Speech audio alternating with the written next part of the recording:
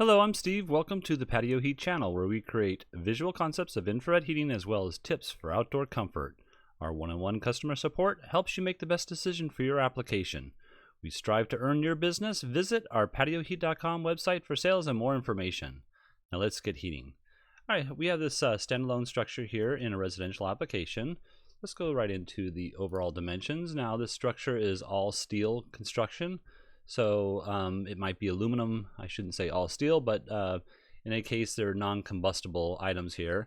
I have a total length and width of 11 feet by 9.5 feet.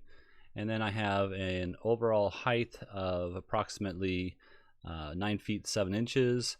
I made the rooftop to this level right here at 2 feet 11 inches from this top edge over here. And so a height here at the bottom edge of 6'8". So even though this is all steel construction, I should mention that you do want to make sure that you are allowing for the heat buildup around the unit to have fresh air to cool while it's in use. So you don't want to stick a heater right up against a metal surface just because it's non-combustible. So just bear that in mind. And if there's anything else here, this roof could be another, like say, a foot lower than what I have it. So this angle right here could be a little bit different, and that would be fine no matter what, as far as the distances I'll show you or the setup that I'll show you here. So let's go ahead and turn that off. And let's go ahead and turn on option number 1. And let me just change this here real quick. So what I have here is a slimline unit. This is a 4,000 watt unit, so it's an SL4024. Because I still have the clearances here of 6 inches, just because I want the air to circulate around it and cool off the unit as it's being used.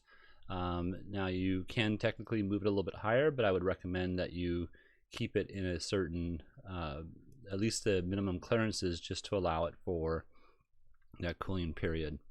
One other thing I should mention is that this images that they sent me regarding this application, they do have some lights that are chain type of lights, and you'd want to reconfigure those in order to set a heater in there properly. All right, sorry, my mouse is giving me a little bit of problems here.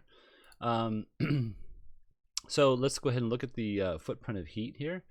The footprint of heat, you can see with this one 4,000 watt unit, we're getting pretty much the whole entire space heated properly. And I would say that 1 would be sufficient. However, there are areas here, if you were sitting back here, you may not be completely in the ideal footprint of heat. So there might be a different option that you might appreciate a little bit more. But if it's just for a small gathering, I think 1 unit would be sufficient in this application. All right, let's go ahead and look at the second option. The second option being if we place 2 units in here. So these would be 3,000 watt units, the same dimension as far as the length of the unit itself. I have it mounted on the same slope as the ceiling or rooftop. Now you'd probably need to make some sort of bracket that would allow you to affix this to that ceiling. You could actually mount it to this edge here, but again, you'd want to try to keep at least a 6-inch clearance above the heater itself, even though this is not steel, or excuse me, even though it's not combustible. All right, so let's go ahead and look at the footprint of heat. Footprint of heat, you can see here we get, and I have these at from straight down to the ground, I have it at a 15-degree angle so that we got nice overlapping in the center. And I think that's a pretty good application as well. Again, 3,000 watt would be most ideal for this height, because this height again is close to that 6.5 feet roughly.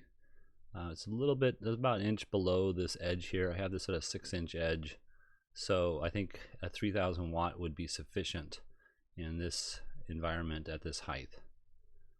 All right, well, I hope this has helped. If you're looking for some assistance with your outdoor heating application and you would like us to review your plans, please send your information into designs@patioheat.com. I'm Steve, and would you kindly just hit that like button?